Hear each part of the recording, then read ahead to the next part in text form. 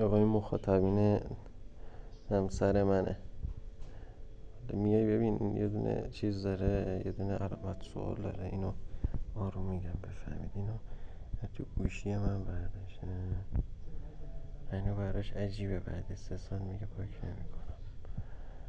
ببینیم اون جدیدا رو ببین. این شغاله حاجی، این بدبخت این دختره بابا دهنش گاییده شدن.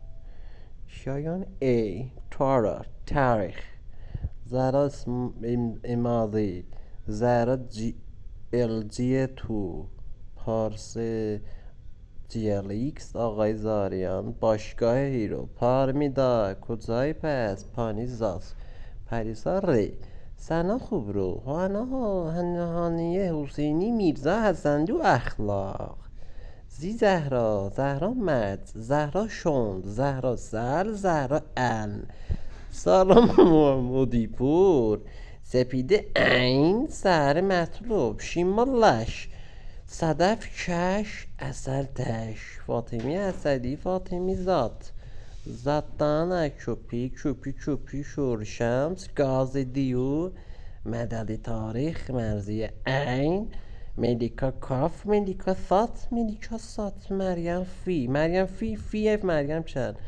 ملینا شاید نازنین نماینده هستی کی هستی تو کی هستی اوما اکر سیاسمین میم اخلاق تیتی عکس خدایا دیوونی دارم میشم اسپورت استاد عکس ازم داداش عرفان فاهمه عرفان کیمیاتی مهی مسیح